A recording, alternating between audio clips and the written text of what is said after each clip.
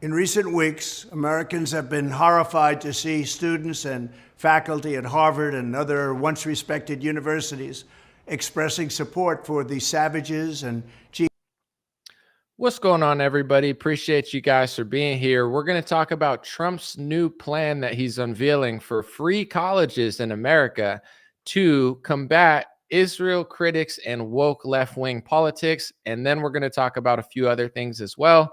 Welcome to the show, folks. Make sure everybody gets here, and Dream Rare Podcast starts now. It's the Dream Rare Podcast. Welcome to the show. The way to get the news at the desk or on the road. Let's go. God is great and success in our control. The world is crazy, but we get better from obstacles. Yeah. What's going on, everybody? God bless you. Happy Friday. Hope you enjoy your Friday, your Saturday, and your Sunday. But before you do, I hope you enjoy it now with me. And if you don't, that's okay. But you're only kind of a bad person. Just kidding. Anyway, we're going to talk about Trump has unveiled, and we're going to listen to the whole video in full context, unveiled a new plan for free colleges in America to combat the woke left. Before we do that, as people are coming in, I just want to show you one video real quick, because this is one of the most common pro-Israel talking points out there. And I have to be honest, and I know this is dominating your Instagram feeds, your Twitter feeds, your Facebook feeds, Israel, Palestine, Israel, Palestine. A lot of people are overwhelmed. They're getting bullied by both sides of the argument. Support Palestine or you're this. Support Israel, you're a bad person. And some like normal people are like, trying to figure out what's going on. But this is the most common thing I keep hearing from the pro-Israel side. I'm going to play a clip of Alan Dershowitz saying it. And it's so outlandishly ridiculous. It's why the public is losing support every day. You got to get better talking points than this. I'm going to play the clip and show you why it's ridiculous. And everyone knows it's ridiculous. And everyone on Twitter is like, bro, there's got to be a better talking point to support your side without saying this. Here it is.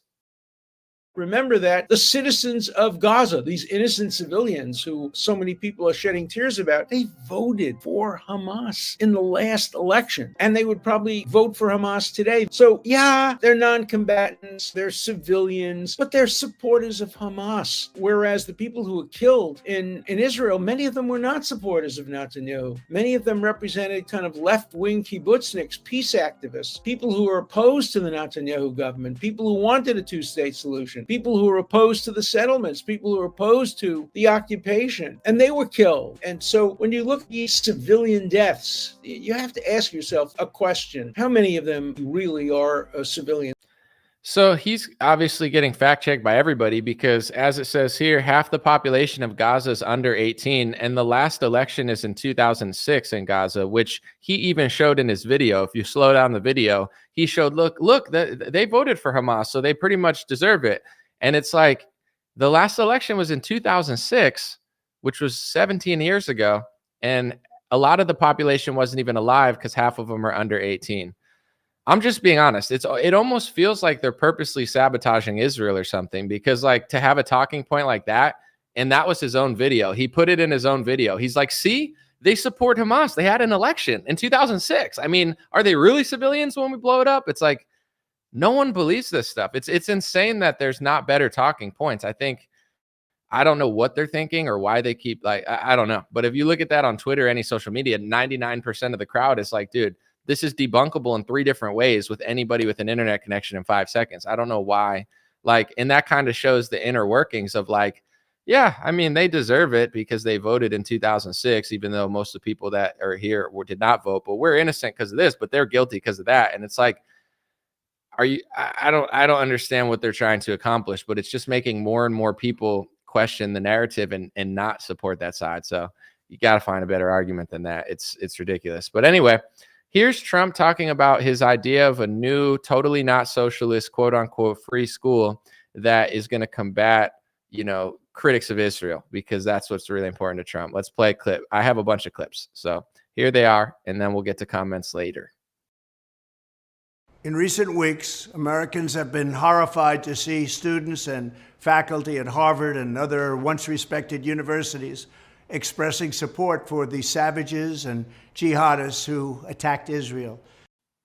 So the first thing he says about the American schools that he wants to build is, how dare American citizens not side with our greatest ally that I support? So it's like, we got to change these schools in America so they support the foreign country I want them to support. That's your first point. That's the first thing you said. All right. We spend more money on higher education than any other country, and yet they're turning our students into communists and terrorists and sympathizers of many, many different dimensions. We can't let this happen. It's time to offer something dramatically different. Under the plan I'm announcing today, we will take the billions and billions of dollars that we will collect by taxing, fining, and suing excessively large private university endowments, and we will then use that money to endow a new institution called the American Academy. Its mission will be to make a truly world-class education available to every American, free of charge, and do it without adding a single dime to the federal. Nice. A free college. Before I play the next clip, he said the schools are turning people into communists. True. Terrorists, sympathizers of a foreign country that we don't want. And it's like he's doing the same thing that Dave Rubin and Alan Dershowitz are doing, where it's like they're all Nazis, they're all terrorists, you know, they all voted for this, they're all in on it. And it's like we need to now build a school where they can't do that. And it's like, are you sure this is for America, bro? A free socialist college? You think the federal government's going to be able to make a good one? We'll see. This institution will gather an entire universe of the highest quality educational content covering the full spectrum of human knowledge and skills, and make that material available to every American citizen online for free. Whether you want lectures or ancient histories or an introduction to financial accounting or training in a skilled trade, the goal will be to deliver it and get it done properly. Using study groups, mentors, industry partnerships, and the latest breakthrough in computing, this will be a truly top-tier education option for the people. It will be strictly non-political, and there will be no wokeness or jihadism allowed. None of that's going to be allowed. I would trust a Joe Rogan podcast to him smoking weed with Elon Musk before I trusted the federal government providing me with information from a free school that's online that the government tells me what to think. And Trump saying there's going to be no jihadism there, as if he even knows what the word jihad actually means. It's like basically he's just like, we need to make a new school that doesn't disagree with the foreign person. By the way, or the foreign government that I support. By the way, there was a vote for foreign aid, $14 billion of foreign aid. Every single Republican voted yes, except for two. Can you guess the two who didn't vote? I'll just tell you. Thomas Massie, Marjorie Taylor Greene. Both coincidentally also constantly called anti-Semites, because if you don't want to give foreign aid to that country, you know, you get called anti-Semitic and you lie about you in the press. And then Donald Trump says he has to eliminate any school of anyone who thinks otherwise, because he's got to build these new government schools where you absolutely have to, you know, like not think like Thomas Massie. You got to think like everyone else in the Republican Congress. Last clip of it, and then we're going to move on. The American Academy will compete directly with the existing and very costly four-year university system by granting students degree credentials that the U.S. government and all federal contractors will henceforth recognize. The Academy will award the full and complete equivalent of a bachelor's degree. In addition, to help the 40 million Americans who have some college education but no degree, the American Academy will grant credit for past coursework at legacy institutions and give you the chance to complete your education at the American Academy for free and much more quickly than is now possible or available. This will be a revolution in higher education and will provide life. I don't know where my stream went, but let me know real quick. What do you guys think before I move on to the next topic? Let me know if you think it's a good idea for Trump to create a school to combat Israel critics and far left-wing woke policies that are absolutely terrible in the schools. Do you think that a free school, I'm going to read a few and then I'm going to move on, a free school provided by the government will solve that problem? I mean, someone said good idea. Someone said sounds like socialism. Someone says fully compromised. Someone says Massie supports DeSantis for president. I'm just going to read a few more. Someone said Trump is a paid liar. Someone said it's a dumb idea. It's a good idea. I'm just curious. I don't know. I'll read more at the end. I just wanted to see what you guys thought. I'm going to read a few things and then we're going to move on to just some of your opinions. This is Jason Miller. I think he's one of Trump's campaign guys. I just want to show you some recent things that Trump has been saying in the press. They've been covering it fully.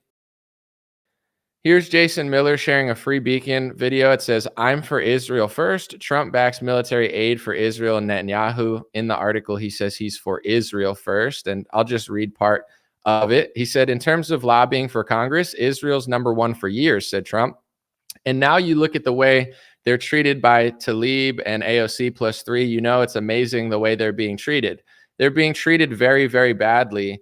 And a year or two ago, Trump said in an interview on the radio, I listened to it. He said, until recently, Israel literally owned Congress, and that was a good thing. So Trump needs to build a school that nobody can question them while he's saying that they own Congress. And he's saying it's really bad that a few people don't fully support them like everybody else.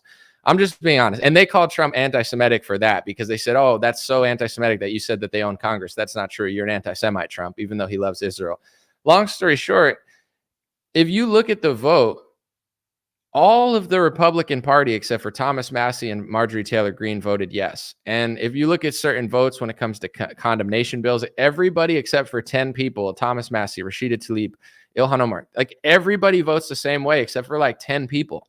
And Trump looks at that and he's like, that's not enough. Everybody needs to be on their side. And we need to build schools to make everybody on their side. And we need to pass school bills to make sure everybody's on their side and pass executive orders to make sure everybody's. It's like, and you have people like Nikki Haley. I just want to show you, they're trying so hard to pass new laws, bills, executive orders to combat anti-Semitism. And it doesn't work because you can't legislate hate speech and police what people say and think about foreign policy and think that the problem's going to go away. I just want to show you two things real quick. It's going to be Nikki Haley saying that anti-Zionism is anti-Semitism and a Jewish liberal explaining that it's not. And, you know, basically Nikki Haley's not even Jewish and she wants to eliminate that thought process completely without having a discussion or a debate about it. And I just want to show you real quick, because my idea of winning the argument is just winning the argument. It's not literally making it like pseudo illegal to even say or think it. It just makes more people on the other side. It's kind of like the clip I played at the beginning with Dershowitz. Like, if you say I support Israel for this reason, this reason, this reason, it's like, I respect that. You know, we did this, but I support this, and there's bad people on the other side. I respect that. Hamas is a terrorist group. I respect that. But when you say they voted for Hamas in 2006, so I mean, are they really even civilians because of an election 17 years ago when half the population's under 18? Now it just feels like, and then you calling it the other side like they're all everything we need to get. It's like, now it just doesn't seem very believable. Here's a few things real quick, and then we're going to get to some comments. Nikki Haley keeps saying this: anti-Zionism is anti-Semitism. No federal funds for schools that don't combat anti-Semitism. It's exactly what Trump's trying to do too. He's Nikki Haley in an orange costume. They're exactly the same. So is DeSantis. Jacob Silverman makes a point. He said, why do I have the right to return to, but Palestinian refugees and their descendants do not? I'm from Los Angeles. He says, my religion is Judaism, not Zionism. Someone says, what is the difference between Judaism and Zionism? I think I understand the difference from a secular perspective, but I'd like to hear your distinction. Jacob Silverman says, Judaism is a religion. Zionism is ethno-nationalism. I'm not asking people to agree with this guy. I don't care. But Nikki Haley would look at this guy and say, you're anti-Semitic. And this guy would say, no, I'm Jewish. And she'd say, no, anti-Zionism is anti-Semitism. And he's like, no, it's not. I'm Jewish and I don't think so. There's millions of Jewish people that don't think that. And then there's millions that do think that. More agree with Nikki Haley, but still there are millions of people that don't believe that criticism of a foreign country means they hate everything. But it's not just that they're saying that. And there's a reason I keep talking about all of this. In my view, it's the missing link of politics.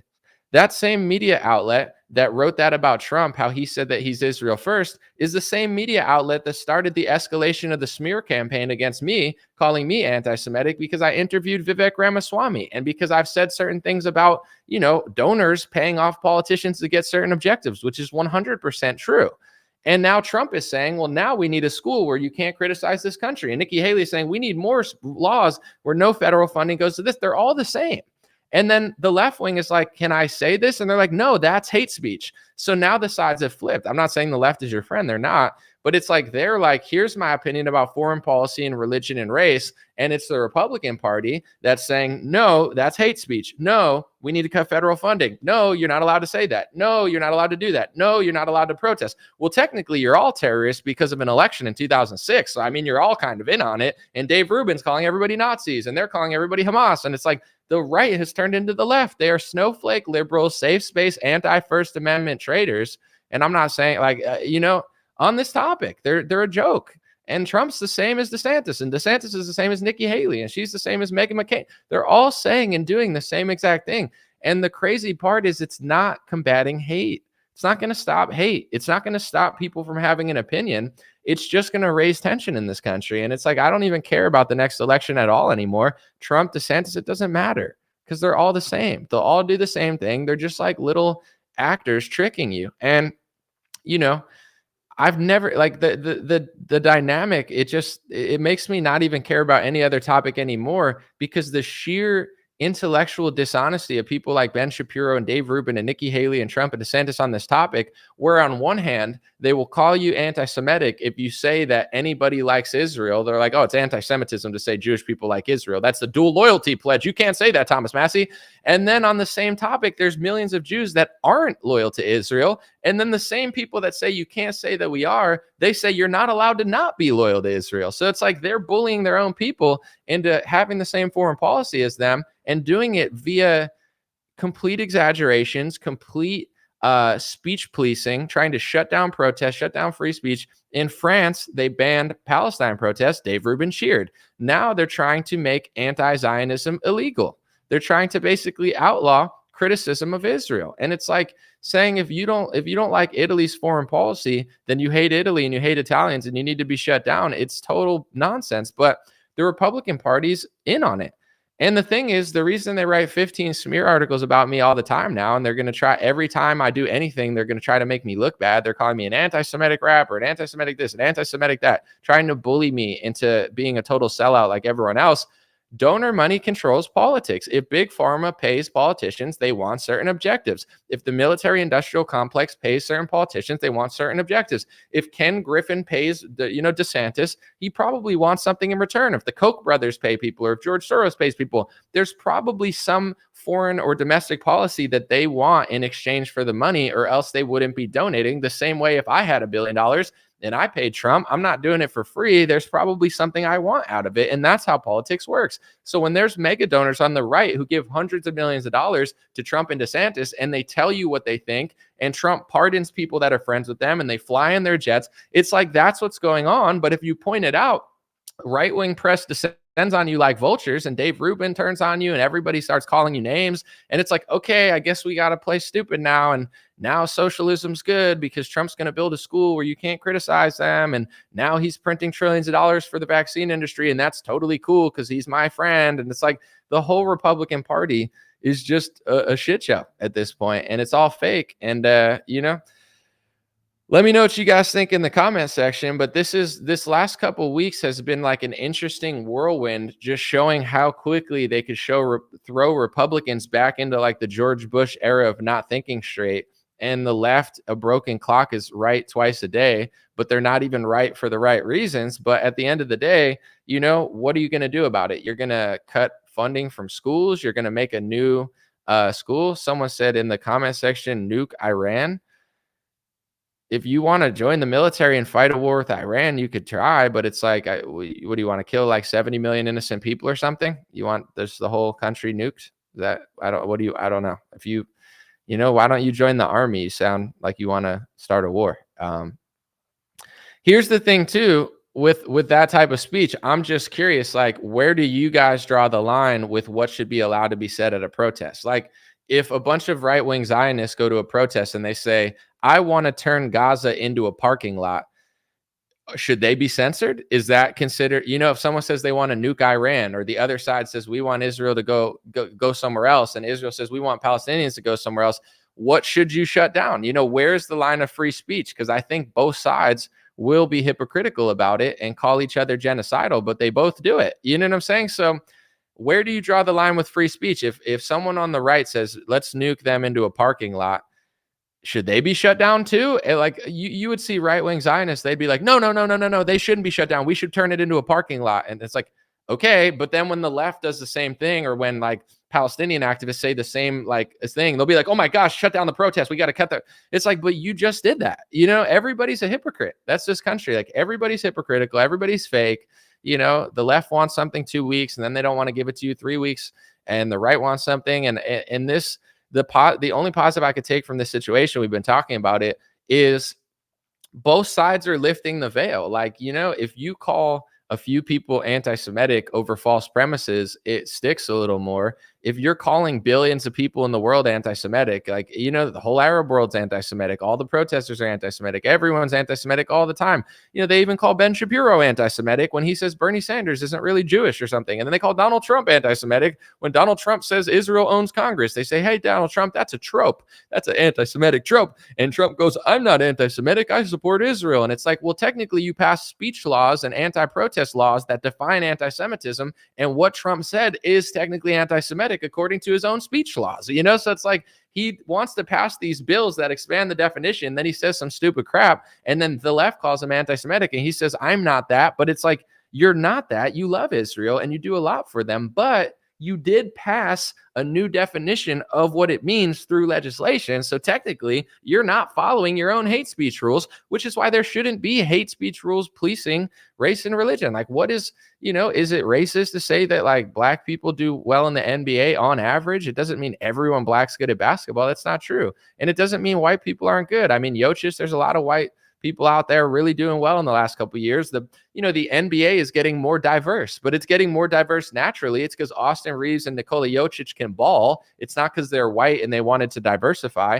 It's like, what, like, are you not allowed to talk about patterns? Like, what is who gets to say what's racist? Some people would be like, you can't say that. You can't say this. You can't know this, that. You can't talk about this. You can't say that, but you can exaggerate about other stuff. Like, where do you draw the line? If you write about white people invented toilet paper and it's white supremacy because toilet paper is white, why isn't it black and made of charcoal? It's like, is that racist? I don't use the word racist. You could say anything you want about white people and I'm not going to call you racist because the word just doesn't mean anything anymore. And also, I'm not very fragile where it's like, I get it. You want to make Ariel black. It's like, okay, I don't.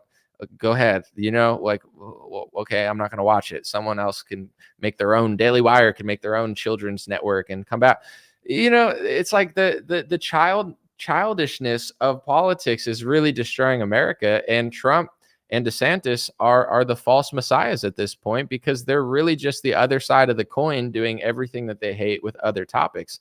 And I would say more and more people are realizing that. I'm not pessimistic. I'm not negative. And I don't believe it's because hate is just rising all over the place. I think, and I've said this before, but it's worth repeating, then I'll read some comments. In order to have peace among the races, the religions, the activist groups, the country, it includes an honest conversation, right? It includes an honest conversation. But people don't want to have an honest conversation. They just want to yell at each other. So tension raises. You can't pass a Nikki Haley school rule and just expect every school student to be like, oh, now I love Israel. And I agree with Alan Durden. Like, it doesn't work that way. You have to provide honesty, and both sides need to be more honest. And the problem in this country is everyone acts like children. They don't want to. You know what I'm saying? If they wanted to stop anti-Semitism and hate and all this stuff, when they wrote 15 smear articles about me and lied about me, and I gave them an email and said, here's what I really think if you want to publish it, because there are people that are against the state of Israel and against Zionism and they don't think it should exist. I'm not one of them. If I was, I'd just say it. I've said enough controversial stuff.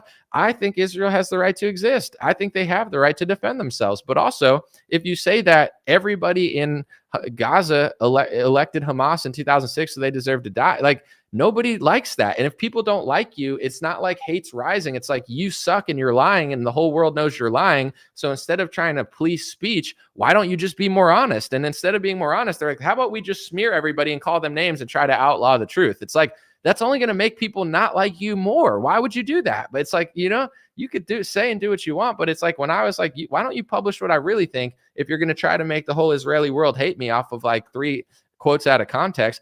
I'm not saying everybody's in on it, because they're not. In fact, it's clear that not everybody in that race and religion have the same opinions, because there's millions of people that are on the side of Palestine that are Jewish and left wing, and some that are right wing, but mostly left wing.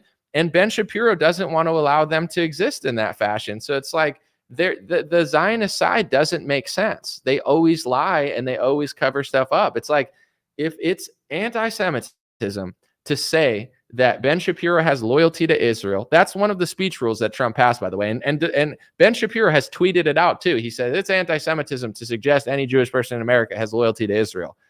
Okay, so Ben doesn't?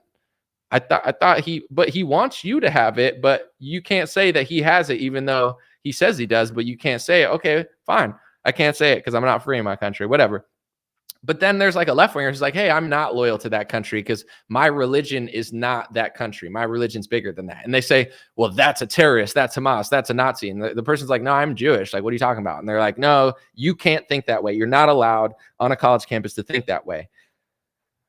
You can't have both. Like, it doesn't make any sense. You're policing both sides of the argument and forcing people to do something and then saying that no one can say that they're doing it, but you won't allow them not to do it. It's like psychotic. It's like America being schizophrenic. Like, we'll fund the bombs that Israel's dropping. We'll fund Israel. We'll support Israel. We'll give them all our strength and power, and we love you. And then they drop bombs, and then we go over to Gaza, and we're like, yo, it looks pretty shitty here. Do you guys need humanitarian aid? And then we give the people aid that are suffering, and they're suffering because of this war we're supporting. It's like we're like a schizophrenic crackhead in America. And, you know, it's weird. So we just have to have a little more accountability. But the left and the right, they don't want to have an honest conversation. So what could you really do when both sides are not willing to be a little more honest? All I know, and I've said this since 2019, you can't pass bills and laws and school stuff and all these like new definitions of the word and expect it to lower hate. You're not going to do that. It didn't. And they're like, it's at an all-time high or whatever they say. And it's like, why? You passed all these rules. Shouldn't it have worked? What, you need to pass more rules and put more speech bills and build new communist Trump schools to make sure nobody can think that way? Like, it's not going to work. It's a crazy, like, Nikki Haley is crazy, you know, but is she crazy or sold out? I have no idea. I saw Meghan McCain was like, the world would be better if Nikki Haley was president. I'm like, no, but I want to see the tweet. This is Meghan McCain. She says, a lot of problems in this world would be solved if we just nominated Nikki Haley. So I really need Republicans to explain to me in this moment, when the world is on fire and job numbers are such garbage, why are we gambling with a disgraced lunatic? Oh, you care about jobs? No, it's foreign policy that you like Nikki Haley over Meghan McCain, because Nikki Haley's an extension of the McCain foreign policy, which is fine, but just be honest about it. Be like, I like her foreign policy. You think Nikki Haley's going to build more jobs than Ron DeSantis? Like, Ron DeSantis is more proven with domestic work, you know, even more proven than Trump is. But Trump also, you know, has a little experience. But like Nikki Haley's going to be the best for. You don't care about what she does in America. Stop lying. The reason that Meghan McCain sides with Nikki Haley over DeSantis or Trump is her aggressive foreign policy that aligns with the McCain foreign policy. Someone said DeSantis is a neocon. They all are. I mean, the hope that people have with Trump is they hope that he's different, right? They hope that he'll do something. They hope, but all the signs say like he's not going to really do it. I'm not going to lie. Him in North Korea, that was interesting. You know what I'm saying? Him hanging out with Kim Jong-un, that was interesting. The fact that the media wanted to drive a wedge between him and Putin, that was interesting. All signs to me show that Trump would start a war with Iran harder than Biden, and Trump would probably start a war with China. And, you know, I think that the American establishment wants those wars. I think the Iran war, the American and Israel collaboration alliance, or whatever you'd want to call it, they've wanted a war with Iran for 20 years, the same way they wanted a war with Saddam Hussein, Gaddafi. You know, like, you go down the list, everybody that they wanted a war with, they got the war. And the only one that it seems like America didn't really win was like Syria. They weren't able to get rid of Bashar al-Assad. With that being said, they've always wanted this Iran war, and Trump would definitely probably start that and push that harder. And with China, people don't realize that everybody, you know, I get that they're an adversary and they're not our ally, but if you listen to George Soros on China and Vivek Ramaswamy on China and Trump on China and Biden on China, like if you listen to all of them on China, they all say the same thing. So it's like, if they need to, like, Nancy Pelosi flies over to Taiwan. So the uniparty is very aligned on most stuff. But I think if they want to go the war direction with Israel and China, they'd rather have Trump or DeSantis there than Biden because they're more bullish on that war. But I don't know. Maybe Trump would finesse something. I think that's the hope that people have, is like maybe Trump will, not start a war. Maybe he'll be like totally different. I don't really see it. I see Trump as sold out and compromised like all the rest of them. I think it's pretty clear. But, if people want to roll the dice, then roll the dice. It makes sense. Like, let's try that guy again, or let's see what he can do. I just think at a certain point, people will realize that only Thomas Massie is like the only one in Congress that's not totally sold out, and the rest of them are playing a certain game. So we'll see. I think it's getting closer and closer to people figuring that out. What do you guys think, though? It's hard because sometimes the right is right on most stuff. Sometimes the left is right on a few things, but both sides have too big of an ego to ever like figure out why, and they just like fight all the time. I don't know. I think a lot of progress has been made, but at the same time, American politics is so tangled that it's hard to tell. Like, Democrats were right about, getting lobbyists out of politics in 2014, but they just like totally forgot that. Like Men in Black, it's like, all right, now you just hate Trump and you don't make sense. And they're like, doink. And then it's like Republicans were making so much progress under Trump and MAGA. And then during the lockdowns, it got a little weird and the vaccine stuff was a little weird.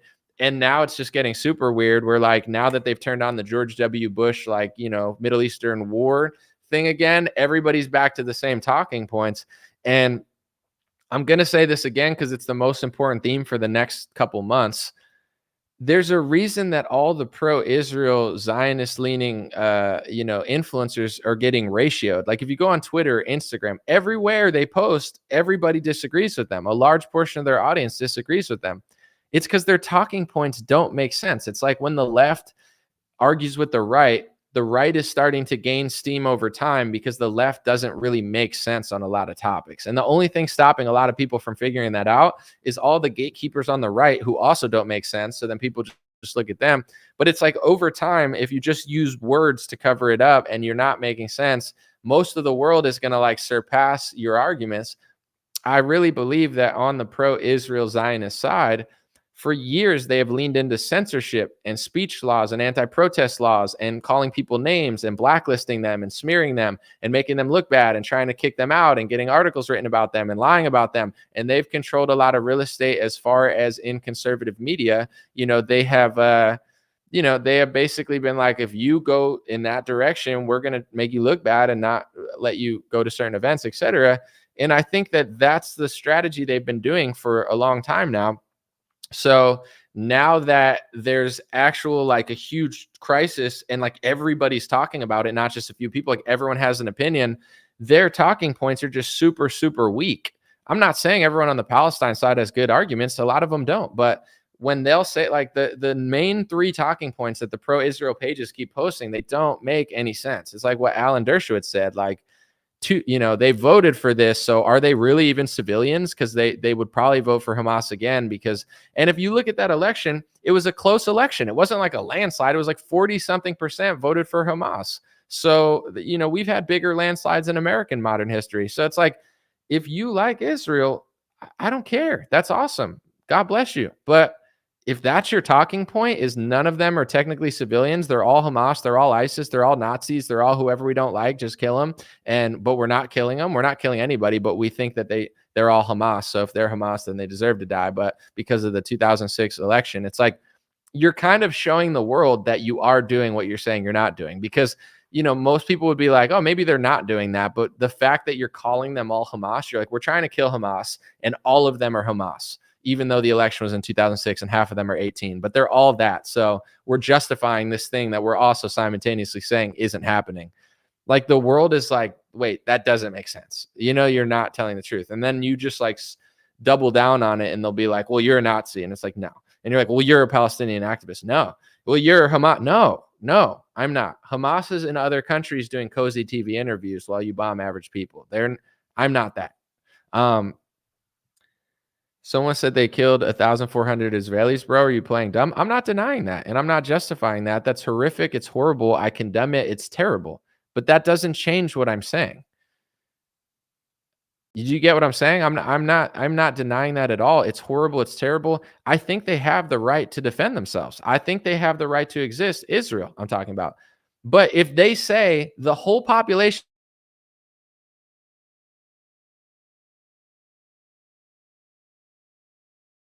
there's a reason you're losing support. I'm trying to like help out, like figure out an argument that makes sense. Because if you lean into these top 3 arguments that don't make sense, more and more people, like every page I follow that's posting this stuff, 90% of their audience is disagreeing with them. Why have they lost the left? Why have they lost the right? Why have right-wing influencers lost their own audience? Why are they like?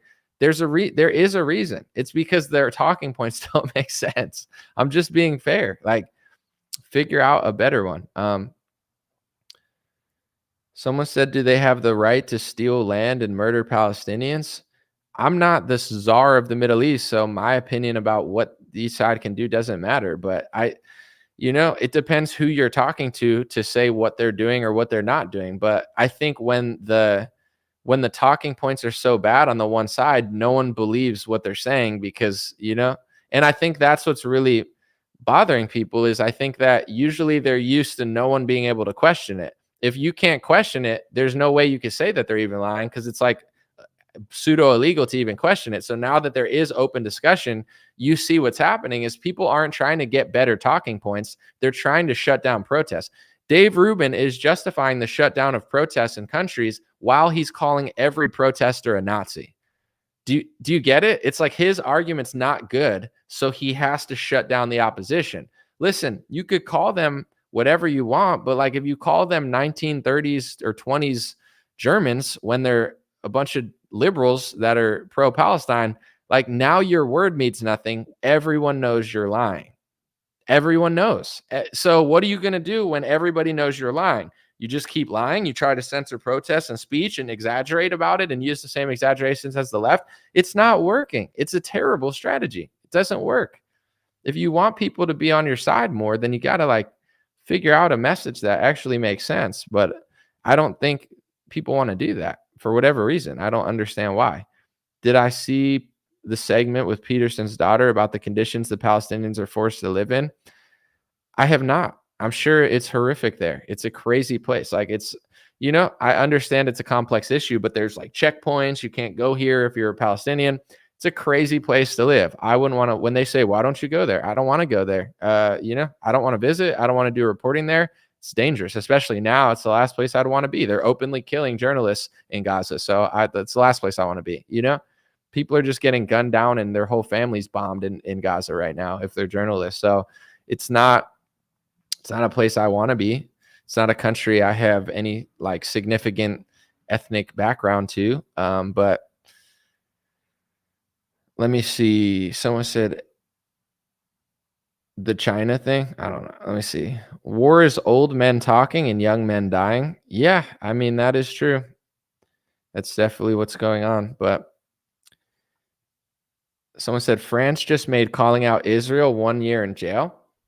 In the Western world, because if you look at like Islam, what can't you do in like Dubai? It's like in Dubai, you can't steal, you can't really criticize a law, or, I think that's a rule. There's like certain things you can't do in Saudi Arabia. And you're like, okay, it's clear who's running the show here because you can't criticize Islam to a heavy extent. You can't steal, and they have like Islamic principles baked into the country. A lot of them are common sense principles that most police follow, but they just go further, and that's why they don't have crime. You could call it authoritarian. Some people like it, some people don't.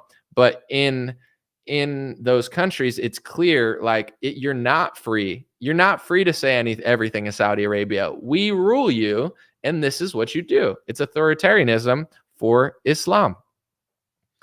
If you go to the Western world, What are you not allowed to say? What is the most heavily censored and thing that gets you in trouble in the Western world? I would say it's criticism of Israel. In multiple countries, you can go to prison if you question their history. If you question World War II, you go to prison in Germany. If you question Israel now in France in certain ways or protest, it could be a penalty or jail time. And I'm telling people in America, they're trying to do that in America. And Trump, DeSantis, and Nikki Haley are in on it, and they're the ones doing it. So it's the false paradigm. Your biggest heroes are the ones that are trying to turn America into anti-free speech Europe. And they're bragging on the State Department website that anti-Semitic acts are criminal when it's against the law. And they're like showing you we're trying to make this more and more and more and more illegal. So America turns into Europe where you go to prison for stuff.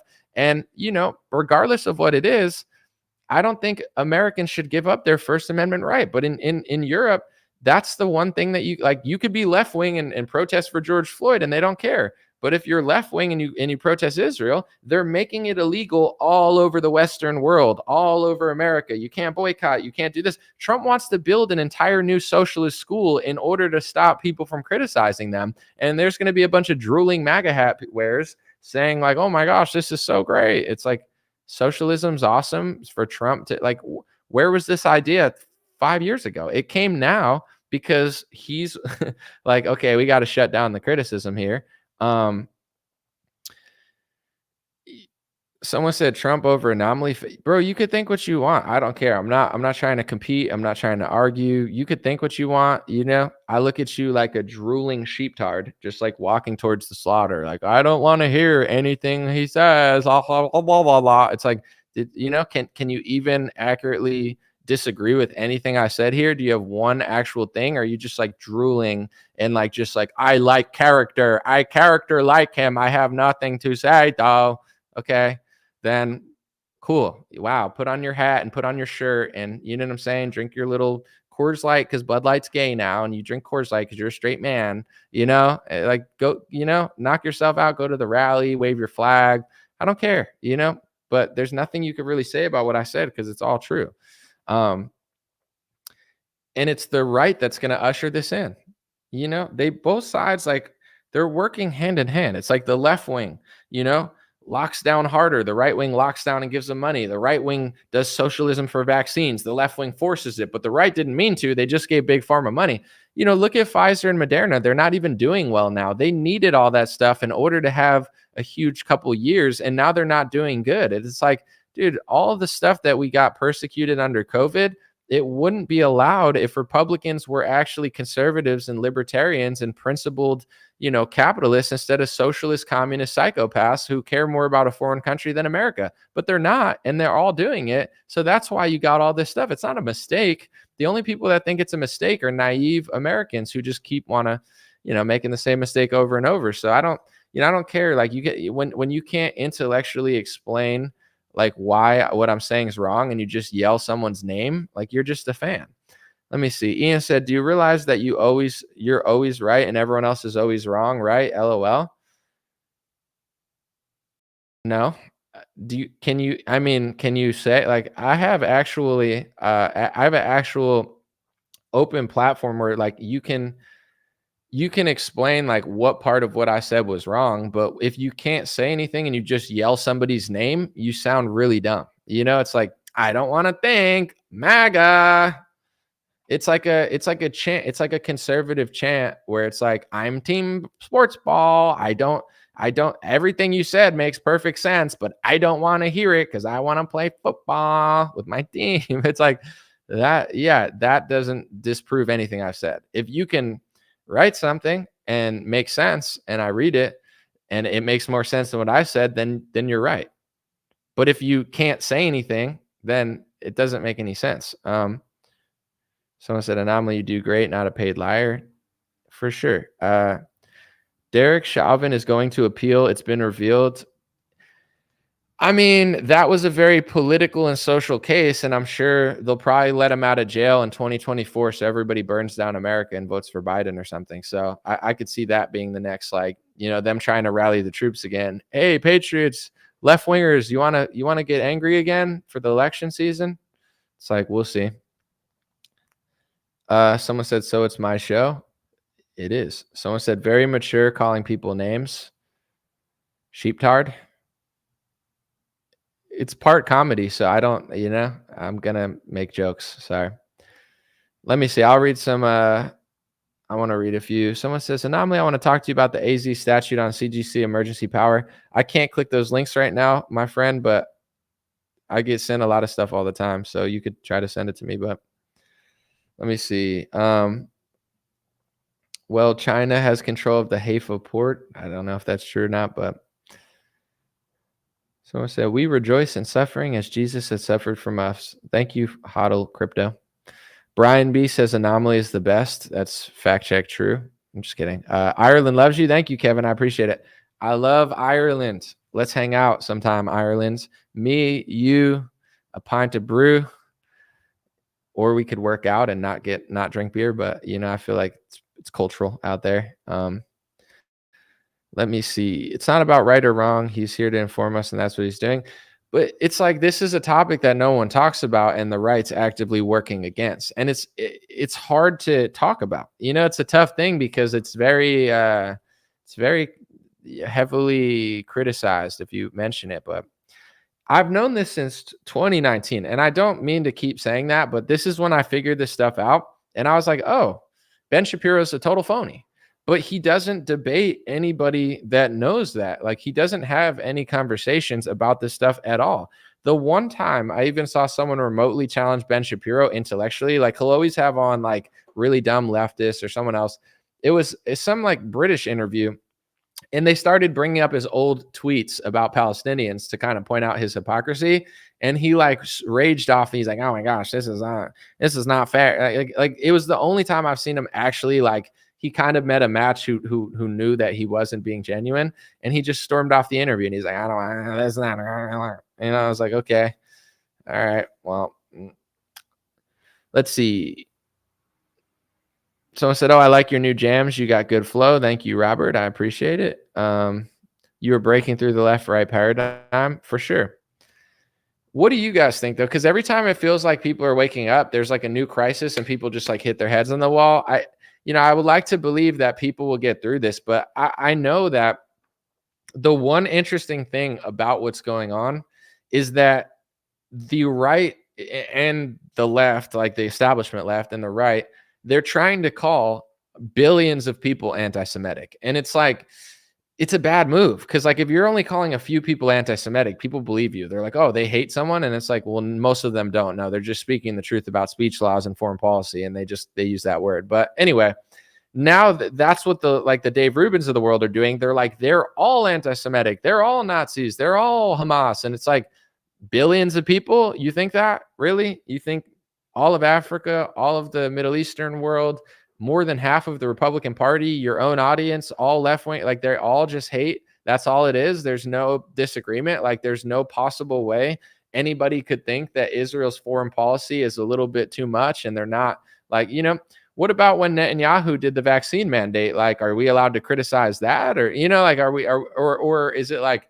America's government is very corrupt, but that government's never made a mistake in their life. And it's not. So it's like, by calling billions of people on earth anti-Semitic, now the left is waking up to what they've been, and they'll still probably use that word. They'll probably be like, oh my gosh, you're an Islamophobe, and everyone's going to yell at each other. But now, after they've called Elon Musk that word, and they've called that, like now half the world is like, okay, when I hear that word, it doesn't mean anything because it's constantly exaggerated and lied about it. And then on the right, you see millions of people have woke up. And I didn't even know Dave Rubin was this fake. I mean, I didn't dislike Dave Rubin to this extent. But now that Dave Rubin is doing everything that he once hated and exaggerating and lying, and like now there's millions of people that are like, oh, he's not really who he pretended to be. And Ben Shapiro is getting ratioed on X because Elon Musk allows both sides to communicate freely. And, it's like now that people have figured that out, they're never going back to where they were. And every time a situation happens, it just like shows the truth more and more and more and more. So, I do see it as like people are figuring stuff out, and both sides have had to eat crow on topics that they once were on the other side of. And you could only hope that people come out of this like smarter, but I have no idea like what the general consensus of like, what do you guys think in the sense of like, it's weird when I agree with people that I disagree with on almost everything, and people that I agree with on over almost everything I disagree with? That's politics. It's like, they want you to not think. They want you to not think and just do whatever your guy does. And that's the trick. Just follow this person and this person will agree with you. But like, that's why it's so important, whether people agree with me or not, to just think a little bit, because if what I'm saying doesn't add up and you can figure out why it doesn't add up, then you shouldn't just follow me on everything I say. You should listen to the counter arguments. But when the counter arguments is they all deserve it because there was in a 2006 election, that's a really bad argument. You know what I'm saying? So I think politics has figured out how to get people to just follow characters and influencers, and then they just assume that they must be right on everything because I have like a little piece of fuzz on my beanie. I'm sorry. Get it off. Unprofessional. Dreamwear.com. You can get an unfuzzy beanie. But yeah, I think that people are figuring it out. Someone say white people have no civil rights. Every other race has protection.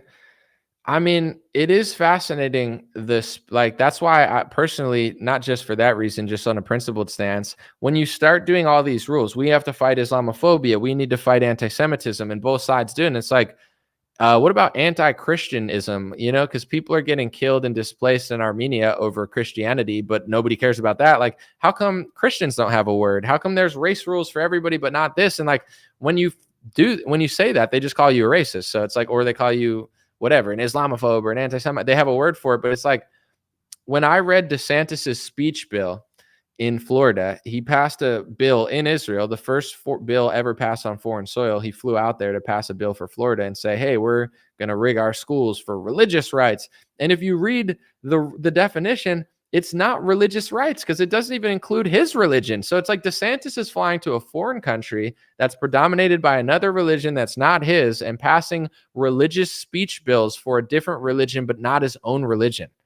And it's like, if you're going to pass a religious bill, pass it for every religion. But if it only includes one religion, it's not a religious bill. And if you read the rules, it's not a religious bill. It's a don't criticize Israel bill. And don't even talk about secular, non-religious ethnic people of this ethnicity that have nothing to do with the religion. And you're not even allowed to say about, like, talk about ownership of like companies and stuff. Like, it's like, it was like a total scam bill. And it's like, I'm all for protecting everybody, but if you're going to pass a lopsided bill, how is that going to do anything? It's not meant to protect anybody. It's meant to sell America out. That's what they're doing. They're selling America out.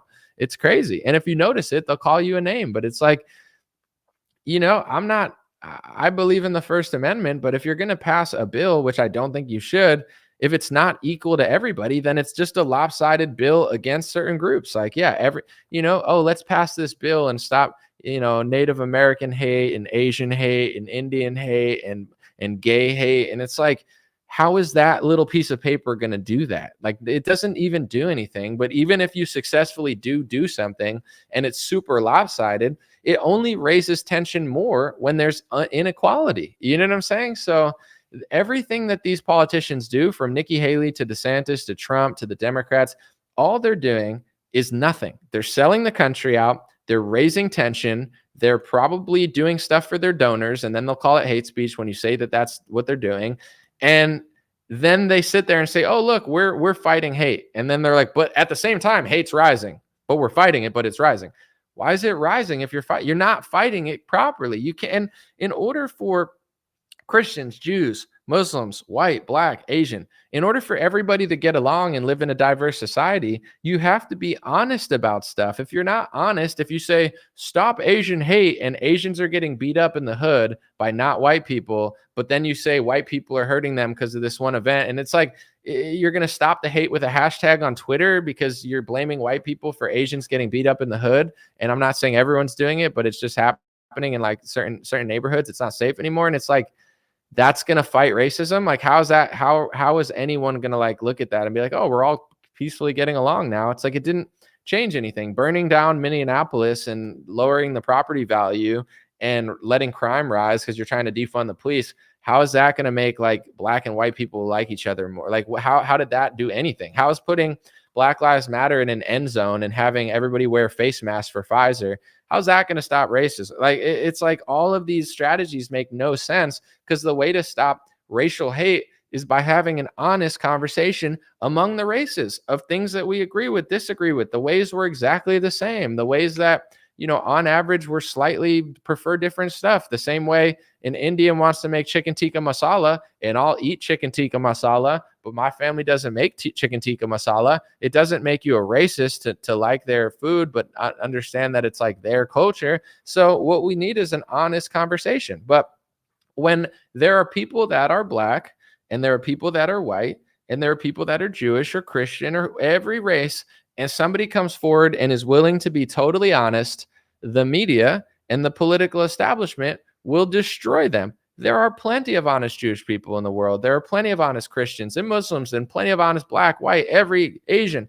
And the most honest people from every race that are truly trying to be honest and raw and tell the truth to stop the racial tension, these are the number one enemy of the media. The media hates people that are really honest, and that's the only way to stop racial tension, is to be super honest. And the truth is, everything's not the same. And no, it's not cultural appropriation. It's just the truth. It's like, there's going to be pros and cons to everything. Like, San Francisco is not the same as Texas. Texas is not the same as Florida. It doesn't mean you hate one. Everything's different. If your skin is darker and you're from Ireland, an Irish chick said to me recently, "Oh, you tan really well." And it's like, yeah, I guess you don't, because you're more Irish and I have more Italian and, part Puerto Rican in me. So I tan a little better because of my ethnic group.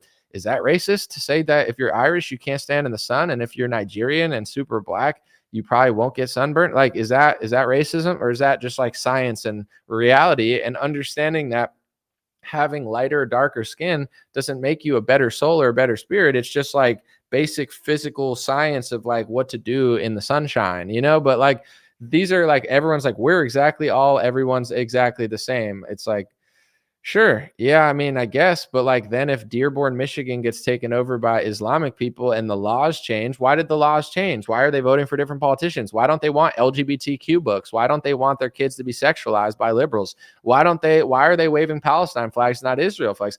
I don't know. Maybe because they're different than the people you wanted them to be. And maybe it's okay to be different, but we have to be honest about how we are and aren't different. And then we could coexist and live in peace. But if nobody's honest about anything, we're not going to coexist and live in peace. And if the left acts like psychopaths and the right acts like psychopaths, it doesn't matter how many bills Nikki Haley passes. There's not going to be racial and religious tension in this world, because everybody's lying and nobody wants to have an honest conversation. And if I come up and have an honest conversation, they'll get mad. And if I bring an honest Jewish person and a Muslim person on my show to have a real conversation, they'll get mad. Media gets mad. Politicians get mad. So it's like, they're only trying to appease their donors and pass laws against the American Constitution. They're not trying to create racial healing, and once you figure that out, it's like, okay, I'm doing my best to do it. I'm doing my best to calm people down and make them realize that it's not like random people's fault what's going on in politics and government. So let me read a few. Someone said, no, we're all exact. No. We're exact clones of each other. The fact that we're different makes the world a good place. Bill Casey said, you're having an incoherent conversation. What I just said over the last 3 minutes, Bill Casey, is more intelligent, more profound, and more important than anything you've ever publicly said in your life. So no, you could stand on a stump somewhere and speak, and whatever you're saying is 1,000 times more incoherent than what I said, and nothing you ever say to the public will ever matter as much as what I just said. So if that's incoherent, you're irrelevant in all capitalization. So, what I said is highly relevant. It's incredibly important. And it's like everything that's going on, but I don't know. Do you want to like drool and watch the Denver Broncos and wipe your ass with a MAGA hat or something? What do you want? Are you mad because you want to wave a flag in the street and yell at somebody's face? What part was incoherent about it? The fact that you're not intelligent or honest enough to get what I'm talking about? Okay, knock yourself out, bro. Someone said the only peace that's coming is false peace. Well, total peace, I don't think is possible amongst like a bunch of, I'm not making sense, bro. You spelled sense like a kindergartner, SENCE. You're not making sense, bro. Figure out how to spell sense, and then you could type to me. If you can't spell, then you should go read a book. Start with Where's Waldo, go to the Berenstain Bears, level up, then maybe you could read a Harry Potter book, and then then we could talk politics. But some people are slow. Anomaly, it's fine, but it's like it's like coming here like you're incoherent. Okay, then click the X button or say something coherent. But if you can't spell, I'm going to make fun of it because you're trying to act like what I'm saying is so not important that you're listening and typing blibber blabber because you don't know how to spell properly. Someone said you're a straight thinker, but crazy times ahead. I'm ready. Someone said, man, people are negative. I don't care. I mean, it's fun. It's like somebody standing up at a comedian and being like, you suck. And then you make fun of the person. And they're like, oh my gosh, why'd you make fun of me? It's like you yelled in a crowded room. You're yelling at the person talking. So then they make fun. That's like classic comedy. Let me see. Anomaly and monetized. I don't know what that means. Anomalized and monetized. Oh, that's kind of funny. Come on, Anomaly. Don't talk out of three sides of your mouth. I don't even know what you're talking about, but whatever. I don't know. I thought what I said about race is totally true, but I don't personally, obviously, like it. I don't want to use the word extremist because that's too like lied about, but like people that are fake activists don't like me, but like normal people of every race and religion like me because I'm like an honest person. Like I could go to like different events and be like, oh, this guy's a good guy. But like the people that tend to not like me are the race hustlers and the phonies and the frauds, like those are the people that are like, no, we can't allow peace. We can't allow the races to get along. We need to exaggerate about everything all the time. And that's really going to create racial healing. And it's like, it's not though. We need to pass a speech law in order to get the racists to like each other. It's not going to work. We need to cancel the protest. I'm Dave Rubin. I'm a fraud. Okay, dude. We get it. You're a liar. And not like he's fighting with Candace Owens on Twitter and Vivek Ramaswamy. What Candace and Vivek are saying is true. You know what I'm saying? They're trying to act like it's not true. Dave supports speech policing. Dave Rubin supports the shutdown of protests. Dave Rubin is not honest or genuine about the policies that DeSantis and Trump passed because it redefined anti-Semitism and passed basically a hate speech rule into legislation in order to police aspects of certain societies. And if it weren't true, they don't need to pass a bill. They don't need to pass a new bill for religious freedom that only includes one. Dave Rubin is a liar.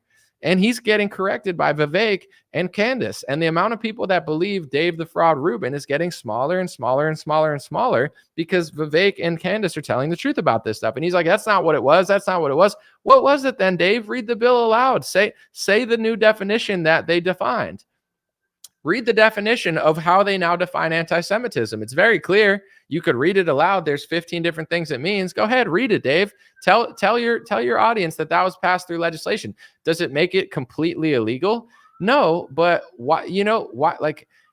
Why not pass an anti-Christian law at schools? Why don't we have that? Because Christians don't have good lobbyists. Because Christians don't have that much political representation. Why don't we pass a rule that says if you say Christians ever did anything wrong, then you don't get federal funding. If you say that Christians ever made a mistake, in their entire lives, then you don't get federal funding. If you say that Christians own a media company, that's anti-Christophobe, and now you can't protest on a college campus. You can't protest Christians, and you can't disagree with any aspect of any Christian group ever, or else we'll just say that you hate all of us, and that's going to be the rule. But it's totally not illegal. It's just you can't go here. Oh, the vaccine is not. We're not forcing the vaccine on you. We just don't allow you to go here, and here if you don't have the vaccine. I mean, you can exist and live. You just can't go to the New York Knicks game. You can't travel. You can't go on a cruise. You can't have a job. I mean, we're going to try to make you poor and ruin your family. You can't see your family in the hospital. You can't even go to the hospital in some cases. But it's not mandatory. That's like, okay, yeah, technically, yeah, they're not forcing it in your arm, but they're making it very difficult to live in society. And as these laws and these rules go more and more and more and more, Dave and Ben provide cover for them and say, oh, no, it's not happening. You're lying, Candace Owens. You're lying, Vivek. It's not a rule. It's not illegal. It's like, then what is it, Dave? What is the law? Why? What does it do then? Why? If it does nothing, then why pass it? What is it for? Well, it's to stop people from saying what I don't want them to say at this area. And it's like, okay, so it doesn't make people agree with you.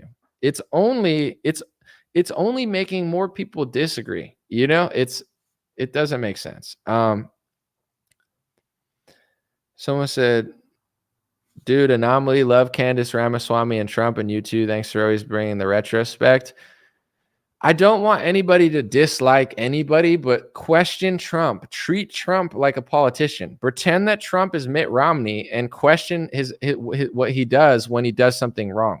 If Republicans just pretend like everything Trump does is amazing, Republicans will fail. They will get led to the slaughter. That's all I'm going to say. Don't hate him. You don't have to not like him. But please, if DeSantis passes a bill that you don't like and you say DeSantis bad, and Trump passes the same thing and you say Trump good, DeSantis bad, that's the problem. Pay attention to what he does, because Trump is like the ultimate salesman. Trump is the ultimate salesman that he'll just be like, here's exactly what they did, but it's called a freedom city and a socialist school to stop criticism of a country. And everyone's like, oh my gosh, we're going to fight the left. You're not. He's just a salesman for the same ideas that you would never accept. Now you're accepting them. Trump and people said Anomaly starting to attract this and that. Listen, I have left wingers, right wingers, progressives, conservatives, libertarians. I have over 1 billion views. I have probably tens or hundreds of millions of shares. I get millions of views on Instagram every week. I have, what I'm saying? I get hundreds of thousands of views on other social media. Like, I'm not going to police who's watching and who's not watching. And please don't judge me based on what a few comments say, because, this will probably get watched by like 100,000 people when it's all said and done. And 99% of them don't comment. So if I'm attracting a certain crowd that you don't like, or you say that it's this, well, why are they listening? And do they agree with everything? And if they don't agree with everything, then that's a good thing. At least they're considering what I'm saying. When people try to do the guilt by association, this has happened by both parties. The left said, they told me that they took down my Instagram page, or I'm sorry, my Instagram video because of comments. Well, someone in the comments pushed a conspiracy theory. So now, because someone commented that on a video with 1,000 comments, you're accountable for the comment. That's what left wing did. And the right says it too. Why did he retweet you? Why did this person retweet you? And it's like, I don't know. Why did AOC retweet you one time? Are you a guilt by association? Now, anybody that shares your stuff, if if I do a show in front of 5,000 people and someone you don't like is there, that's my fault? This is the logic that both sides will use. And it's like, I'm saying what I'm saying. I'm not representing anybody else. I'm not aligned with other people. I like to stay by myself. I try to look for the best in everybody. And, but at the same time, I'm not trying to hang out with everybody and be like buddy. I just want to do my own thing. So please don't try to shame me based on what people in the comments are saying. I don't really have live modding. I don't really block people unless they're really acting like psychotic and deranged. And, it's like, the live comment is always a lot crazier than regular comments. Like, I think the same 5 to 10 people just come in and spam shit all the time, so it's whatever. Let me see real quick. Someone said, you're right about free speech and double standards. Yeah. I mean, at the end of the day, it is what it is. And I'm not saying like there's certain things that I'll be like, listen, I've been wrong about, or I could be challenged. Like, I'm waiting for someone to debate me on this topic. They don't want to, though. They want to just call everyone names and shut down your right to say it. Like, this equals this equals this. Get rid of it completely. I must be right. And now I'm going to say things that are provably wrong. And instead of telling the truth, I'm going to stop people from saying I'm lying. Do you realize how crazy that is? Where it's like, we need to pass laws and rules that you can't say we're exaggerating or lying. You can't do that in any facet of 15 different categories. And that's how we're going to gain your trust, is by not allowing anybody to disagree on this and this topics. It's very nuts, it's very authoritarian. And in this country, I'm not gonna say the only thing, but like, the First Amendment is pretty awesome. We don't live in an authoritarian country where you can't disagree with certain things. A lot of countries don't have that. America's losing that. Like, you can't disagree in Ukraine anymore. They'll take your stuff. They'll arrest you and take your stuff. In Israel, if you disagree, and they say that you're going against their war agenda, they can also try to do that under an emergency war power. In, a lot of Middle Eastern countries, you can't criticize the government and criticize this. In America, you might as well keep the right to do that, because if they ever take the right away from you, it's not going to be good people doing it. Just look at who runs the government now. The good guys are not going to take that away. It's going to be like the craziest people. Let me see. If you think the media has been lying for 7 years only, you're thick. I know it's been much longer than that. Trust me. All right, I'm going to read a few more, and then I'm going to take off. God bless you. Appreciate it. Let me see. It's going to get nuttier, says Jessica. Anomaly, you need a Rumble stream. I have Rumble, but I just don't I don't go live there. I get a couple thousand views per Rumble page. Let me see. They're so slow. Rumble has like, I don't know. My last video has 1,000 views. My other one before that has 2.6 thousand, 1.9. I get like a couple thousand views per Rumble video. They just come on like 3 days late because Rumble's infrastructure sucks. I don't know. If I could plug in quickly a Rumble stream, I'd go live on Rumble every day. It just doesn't work for whatever reason. All right, a few more. Let's see. Anybody have any good comments? Someone said, is Roseanne on Rumble? Probably. I would think she would be. I think so. Nothing beats Censorship.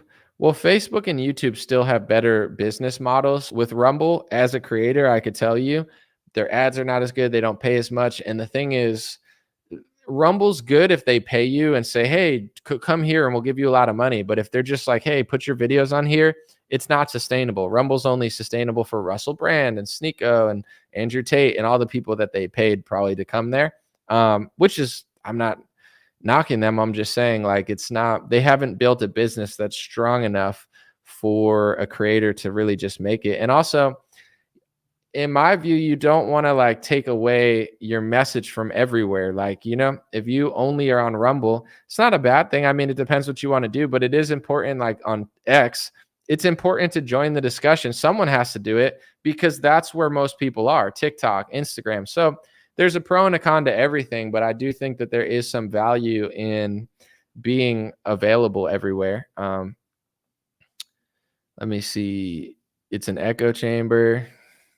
Someone said, why do you block Sticks on Twitter if you're not afraid to debate?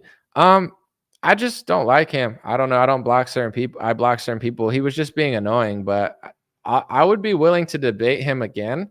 He just has to admit he was wrong on inflation, and I'll debate him in public. I don't feel like type arguing. Like every time I said something, he'd just be annoying. And he's like a little like skinny Satan worshiper. Like, he sounded like a mosquito. I was like, meh, but it's not, I've already debated him publicly for 2 hours. I've been disagreeing with Ben Shapiro for 4 years. He's never given me a single minute to debate. That's fine. I don't care. I'm just saying I haven't avoided him. I debated him for 2 hours. Go watch the debate. I said, Biden is not helping. Biden's causing inflation. Biden is not like innocent by any means, but the fact that Republicans printed so much money under COVID and they shut down supply chains and they did 15 days to slow the spread and Trump printed more money than Obama, that's responsible for at least a portion of the inflation. And if Republicans would have won the election, there still would have been inflation. It might not have been as much, but inflation was coming because of the amount of money printed. That's economics. You can't hand everybody a $1,600 Trump check and say that inflation's not coming. When you give everyone in the country money, inflation's around the corner. That's 100% a fact. Everybody knows it. Everybody says it now. And Sticks tried to lie like a propagandist and say that, no, Trump's 0% responsible. Republicans are 0% responsible. It's all Biden. So if he can admit that he was wrong and he lied about that, I'll debate him again. But if he can't admit that, he's just a skinny, scrawny, satanic, like little propagandist, like Trump dick rider, and there's no reason to talk to him. It's not an opinion. I don't. You could say you didn't like the name I said or whatever. What I just said is not. It's a fact. If he can admit that, then I'll have a debate with him. If he can't admit that, then this is a parting of the ways. Stupid people that are that dumb to think that you could print $6 trillion if your name is Donald Trump and it's not going to cause even 1% inflation. You can go listen to a guy that'll tell you that. Like, this is time, it's like if you poop your pants and you think that, wearing a mask and getting 5 vaccines is the right way to be healthy and not work out. You could listen to Rachel Maddow. I'm not going to beg for your attention or support. Like, if you're that dumb, at a certain point, you can't save somebody, So what I just said is Like, if he can admit that, we'll have another debate. It's basic economics 101, of course.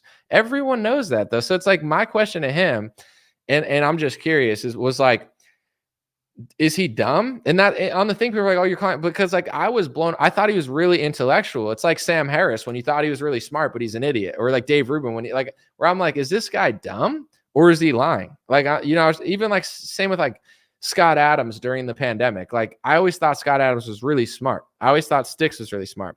So then I just have this moment where I'm like, is Scott Adams stupid or is he purposely lying? Because it's hard to like, for anybody that's knows anything, it's hard to understand why they would say all that stuff. So,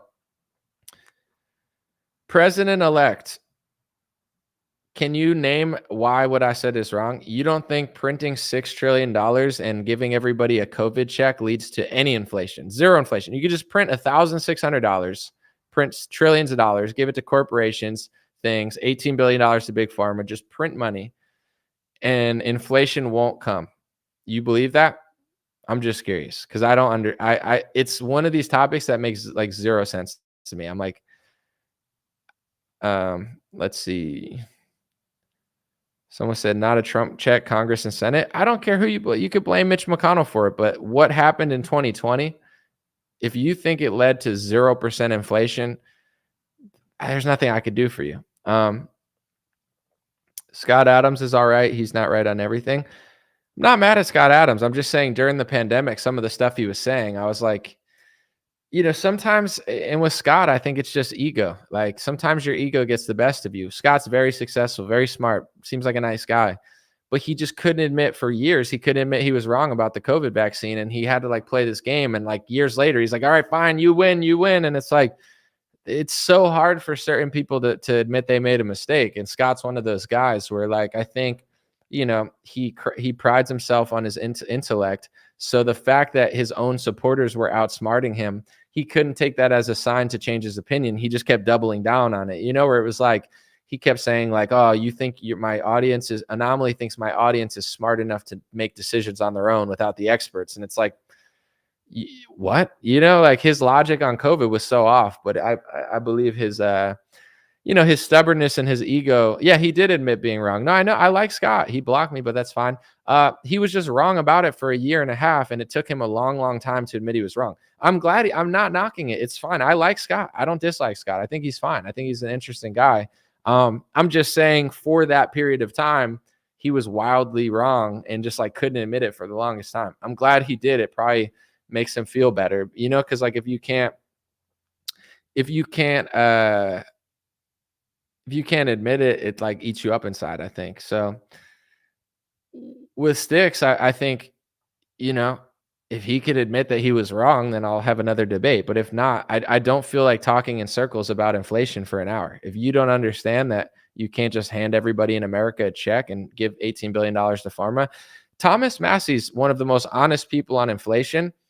He says even all foreign aid causes some aspect of inflation, because if you're printing money and taking money, raising the debt, or however you're getting the money, and you're giving that money wherever it came from, the Federal Reserve, they printed it, they took it from taxpayer money, and you're sending that money overseas, whether it's $1 million, $1 billion, or $1 trillion, it's causing some level of inflation. But when it comes to the trillions, it makes a bigger difference. So like, inflation's always kind of happening slowly. It could go, and then during COVID, money printer went, brr, brr, brr, and they just started printing money like psychopaths. Money, trillions, and Trump started it.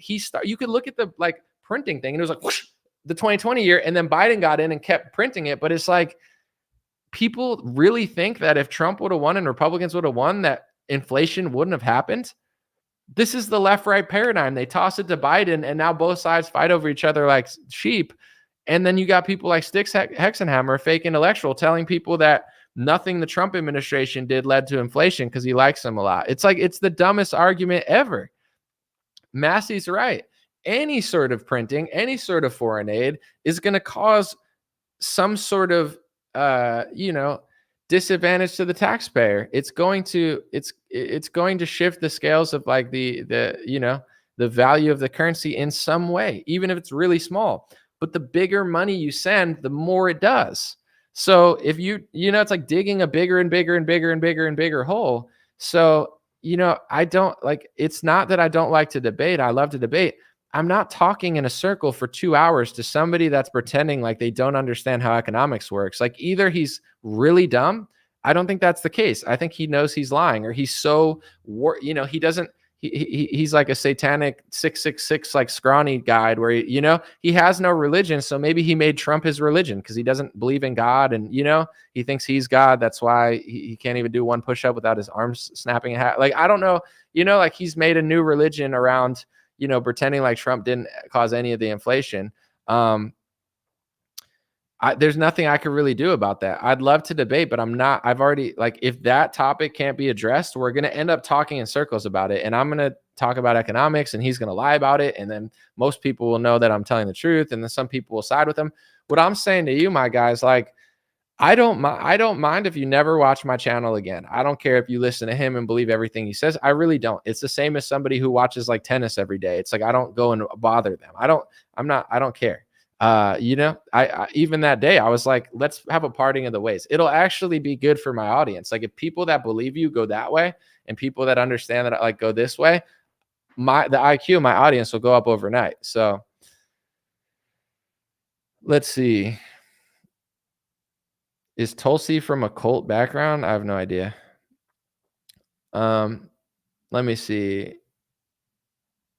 Someone said Bitcoin is the only real money. Yeah, I don't know about that, but I'm kind of apolitical on Bitcoin. I've had a lot. I've lost money on it. I've made bad decisions, but could it be the real deal? Sure. Could it be nothing? Sure. Could it be a scam? Sure. I'm not very opinionated on it. I don't care.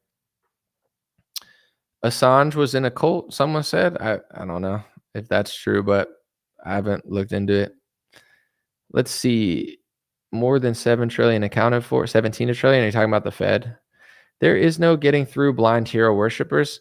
Yeah, and I'm at peace with it now. Like what people don't understand is like if I really cared about like pleasing everybody, then I would like freak out. But it's like I'm well aware that not everybody wants to receive certain information at certain times, and I don't care. It's not like it doesn't bother me. I've had that debate. I've had that conversation. I've said it so many times on my show that people are annoyed at it now. I'd rather like talk about other stuff and move on to more important things. Someone said it has more than 17 trillion unaccounted for. I got you. Someone said, so anomaly, you keep ignoring the smart people while you trash talk the trollers. So professional. Who am I ignoring? Who am I ignoring? I'm not ignoring there. I would debate and have a conversation with everyone. But if you watch the debate that I had with Styx, we talked in a circle for 2.5 hours on that topic. So if we debate again, we're going to talk about that topic. It's probably going to dominate the conversation. I've said everything I need to say. He said everything he needs to say. I don't know. Like I seriously, it would be like if somebody said, I'm going to steal your house, but I'm not going to steal your house. Or we're going to take all the guns, but we're not going to take the guns. Or like, we have to eliminate free speech because hate speech is not free speech. What do you say to somebody that makes no sense? I don't, what do you say to somebody that pretends to be conservative, libertarian, and right-leaning that doesn't understand that printing trillions of dollars leads to inflation? There's nothing for me to say. Ron Paul knows that that's true. Thomas Massey knows that that's true. Every economist anywhere knows that's true. Anybody with half a brain knows that's true. Most conservatives know that's true. If you don't know that's true and the guy you're watching doesn't know that's true and they want to talk in a circle of 2 hours trying to gaslight people into thinking that's not true because they like the character involved, then there's nothing I can really do for you. You know what I'm saying? There's nothing I can... it's like talking to somebody that like spouts words and they can't speak English. Like, what you want me to like ask them to read Moby Dick and in an accent or something and write it in cursive? I don't, it's too much. I don't want to talk in a circle for two. That's such a basic topic. If you can't figure that out, there's nothing to talk about. Figure that out, admit you lied to your audience, and then we could come talk about it. I don't want to talk about that in a circle for 2 hours. Let me see. Do any of the candidates even talk about central bank digital currency? A few. I mean, Ron DeSantis banned central bank digital currency in Florida, which is interesting. So I think DeSantis has talked about it. I don't know if Trump's talked about it. I don't know if anyone else is. I think DeSantis was one of the first governors to ban it, setting the president. He does a lot of things right. It's just the things he does wrong make me not trust him. But am I a pure isolationist? No, not really. No, I'm all for certain strategic partnerships, but I do think that America's getting destroyed because we just pick bad alliances and bad, situations where I would say I'm not 100% isolationist. No, I think that certain military things make sense. I'm just not convinced that like our entire government working for a foreign country and calling you hate speech names, I don't think that's leading to like a prosperous, amazing America. I think it's a national security risk and horrible domestically for America. So I would say no, I'm not a full blown libertarian. I'm not a full blown isolationist. I'm a reasonable guy that if you gave me a situation, I'd tell you what I thought about it. But I can't say that I'm 100% libertarian or 100% isolationist personally. Let me see. Read a few more. I want to get out at least like 140 or so, 130. I'm kind of tired today. Let me see. My dear, Trump is in the club. He is in bed with the World Economic Forum. That's the truth. He's in bed with more than that. But yeah, I mean, it's funny with Trump because if DeSantis went to the World Economic Forum and said, Klaus Schwab, you're doing a great job, every Trump supporter would use that clip and be like, yo, look at Ron DeSantis saying Klaus Schwab's doing a great job. With Trump, people will be like, oh, he's just playing the game. And it's like, this is why I don't really care about any politician anymore, is because there's no consistency. And if you don't have consistency, your word means nothing. If your word means nothing, I'm not listening to you. How am I going to listen to Dave Rubin when I know he doesn't believe a single thing he says? At least I respect people like Bryson Gray more, where it's like, yo, you might not like what Bryson Gray says. You might not agree with him, but he's telling you what he actually thinks. And he's consistent with what he actually thinks. I can't listen to somebody that doesn't believe, like if you say this means this, but it doesn't mean this when my guy does, then you don't mean it. So stop talking. You're nothing matters anymore. I don't listen to people that nothing matters. And showing up to the World Economic Forum doesn't necessarily mean you're 100% compromised. I think that it's a place where people go and rich people and governments and corporations go, and they talk about how they're going to run the world and call you a conspiracy theorist for say they're doing it. But as far as like, can you go to World Economic Forum and not sell out? Probably, but it's like a very difficult situation to go to and not be a total sellout. There are business benefits to going, but like, if DeSantis went, you would not give him that same leisure as you would to Donald Trump. Governor Kemp went recently and spoke against it. Trump went and spoke against some things. And it's like, so what, do you view it both the same? Or are they both sold out because they attended? Or can you not compliment Klaus Schwab? Like, what's your line? The issue is that people don't really have a line. Now they're building a right-wing World Economic Forum called ARC, and it's got Dave Rubin and Ben Shapiro and Jordan Peterson. So it's going to be fake. And they're just building a right-wing World Economic Forum, and it's going to be just as fake. And they're going to do half-baked policies just like the Republican Party here. And it's going to be a giant nothing burger. But if you go to ARC or World Economic Forum, in my opinion, it doesn't mean, oh, you're at ARC, you're sold out. It just means you're hanging around 60 to 70% sellouts. And maybe it's strategically business smart to go and talk to people and try to, make a play or something. But it doesn't mean you have to give up and sell out to be there. I just, I think that donor money is a bigger correlation. Like politicians, they're professional middlemen, and they just take and and do certain things, and nobody realizes that because they're obsessed with the character. So we'll see. Let's see. Chip in to support Anomaly with a super chat. Thank you, Richard Wayne. You're like my fundraiser. He's out here saying chip in. Thank you, Richard, dude. You're a lot. Give a megaphone to Richard. He's no, I'm just kidding. Thank you. Someone said Bryson reads the Torah and goes by Jewish teachings. You don't have to agree with him. I'm just saying he tells you what he actually believes. Everything he says, he believes it. He means it. I'm not asking you to agree with every single take that Bryson's ever said. I'm just saying I'd rather listen to him or look at, me and him are friends, but in general, it's like he'll tell you what he thinks. That's what he thinks. You don't have to agree with it. He'll argue with you if you go on Twitter because he likes to have conversations, but he'll tell you what he thinks. If you say, this is what I think, and then something else happens, you go, actually, I don't think that at all. Like if Trump and DeSantis does the same thing, Bryson will say the same thing. If one of them's waving a gay flag, Bryson's going to say the same thing. It's the same, like he believes what he's saying.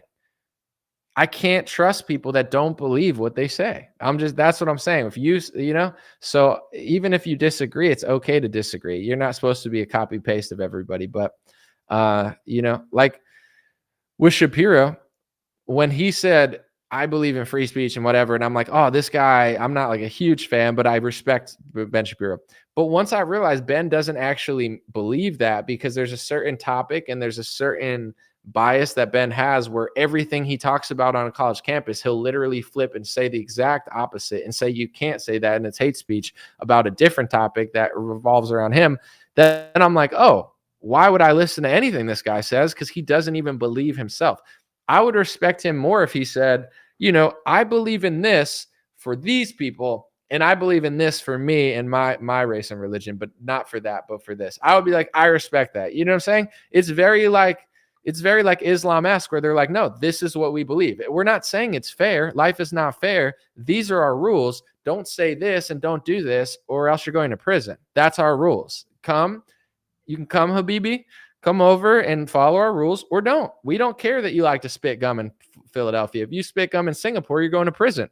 Like, I could respect the straightforward, honest person versus like the phony. Like, I'd rather Dave Rubin be like, listen, I don't believe in free speech and free protest. I believe in it for things that I want to do, but if other people want to do it, I'm going to exaggerate the same way the left exaggerates about me and paint it all with one broad brush and falsely label them the way the left labels me, so I could shut down somebody against my foreign policy or ethnic ideas so they can't say it. I'd be like, okay, well, that's not my belief, but I respect that he's being honest about it. I can't respect somebody that just lies all the time. They're like, they don't believe what they say, and then they spiral when people figure it out. I'd rather the straightforward, like, no, that's why there's certain leaders that are like controversial that I respect from every ethnic group, that they just say what they actually think. Like, no, I like my people. And you're like, I don't agree with you, but at least you told me what you think. Now I know what you think. Like, if I felt a certain way, I'll just say it.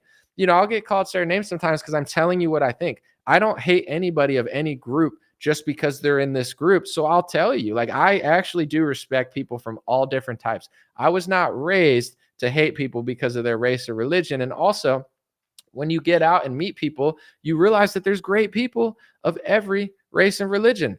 But also, there's certain trends and patterns that you don't necessarily have to like. You don't have to live in Morocco or, China if you don't want to. And you're allowed to know that there's a difference between China and America. It doesn't make you racist. So it's like, I'm a loving person, so I speak openly about race and religion. It gets misconstrued. But if somebody says, I don't like you anomaly because of your race or religion, I'd rather them tell me that than pretend like they're my best friend, but secretly hate everything about me. I like straightforward people. I'll take I don't even like your race that much to me. And I'm like, wow, that hurts my feelings, but it's good to know. Maybe we shouldn't hang out then. I guess we're not going to be great neighbors if you don't like me because of my race. But that versus the person that's like, oh, I love you. And then behind their back, they're like, actually, I don't believe anything I say. It's like, that's a little, off-putting. So raw honesty is important, and some people in certain groups, like if you go around the world, every race doesn't want to live around everybody. That's like the truth of the world. And the world is big enough where it's like, if we all were honest with each other, we could figure out, well, this area is going to be really diverse and we could all hang out here, and but this area is not going to be. And we don't want you to come to Italy or Japan and just like completely change our demographics, but you can hang out, but we're not going to necessarily want you to like shift our entire policy. We don't want to be like San Francisco. If everyone was like a little honest about what they wanted and didn't want, I feel like we could have a good world. But the people that are the most honest are the most hated by the media.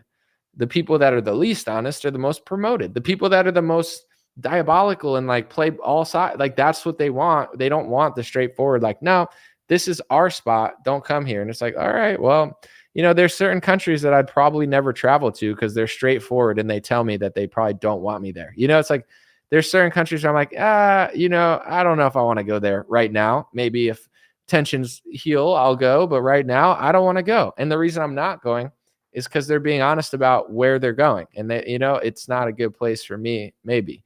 But someone said white libs are the most dangerous. That's racist. That's anti-white medic. You need to apologize, go on an apology tour and go on Tim Pool's show and say you're sorry. No, I'm just kidding. But see, I don't take anything personally, but other groups would be like, you can't say that about our people. And it's like, okay.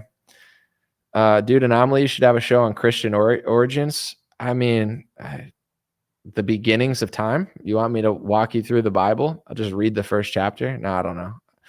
Maybe sometime. Let me see. I wouldn't travel by plane. They're all vaxxed. You haven't taken a plane since like the pandemic. I'm not that paranoid, but like, I'm not making fun of you. Maybe you're onto something, but I've traveled by plane.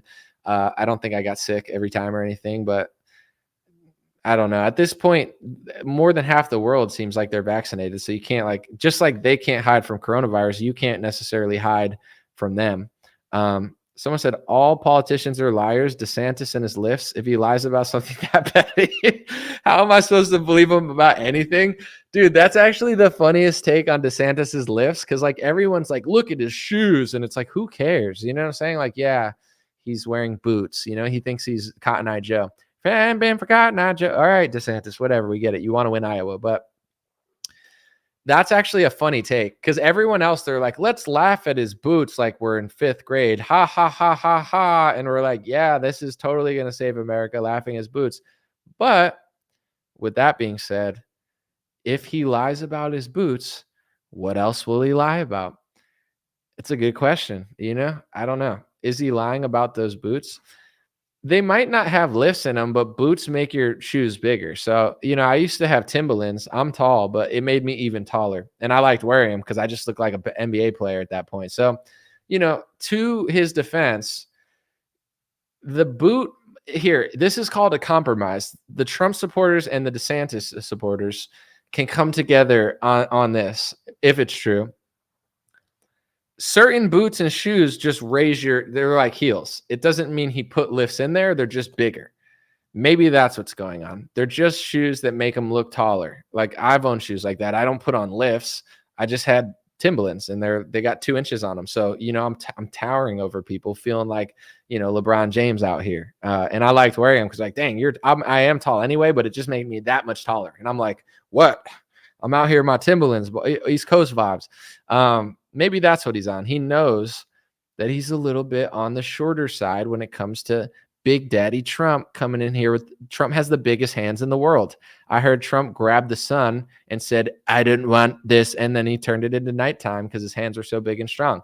You know, DeSantis is not that big. So he wears boots to make him look bigger. Are they special? They might not be special. They might just be like boots that, you know, make them taller. That most boots make you taller. Like most boots have more heels than a normal sneaker.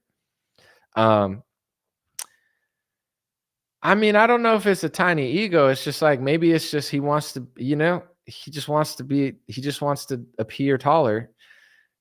I used to like wearing my Timberlands. I'm not going to lie. Like it gave me like 2-3 inches and like, I just felt real tall. I don't know. You know, I just was cool to go out and just be taller. Like, you know, and it's very like, whoa, you play basketball? You're like, no, I'm just wearing Timberlands and I'm tall normally, but now I'm taller and I liked it. And, you know, he wants to be taller too.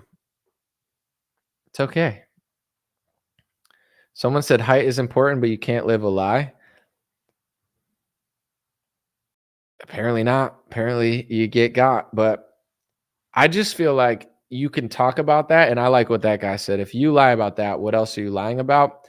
But there's so many more things that are important than his shoes. And like no one, like it feels like the right's very like kindergarten, you know? Like Benny Johnson will be like, based Mike Johnson. Oh, Johnson's based. Look at our speaker of the based. Anybody? Based report. Based. Benny Bastion. Based boys. It's like, is Speaker Johnson really based? Is he really that based? Are you like, you know, everything's just a click or a headline. It's like, look at Speaker Based Johnson and Ron Boots DeSantis. Ha ha ha ha ha ha. And people are like,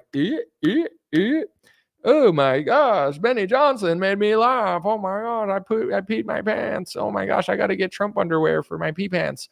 It's like there's room for jokes. You know, I'm not trying to cancel comedy, but it's just like, okay, let's talk about DeSantis's boots for 15 weeks, but let's not talk about like how Republicans are deceiving us. Let's just talk about the boots, right? Because it makes the one side feel good and the other side feel bad. Bad boy, good boy, good boy, bad boy, fight bad boy, good boy, bad boy. You know, and like it just creates like this like childish kindergarten fight. And then the DeSantis people say, oh, come on, cheer up. I mean, he's not wearing lifts. He's a tall guy. I mean, he's like 11 foot tall. And then the Trump supporter is like, ha ha, he's small, ha ha ha. And it's like, and then this goes on for 3 weeks. And it's like, they're both actively trying to deport people who don't worship a foreign country on a college campus.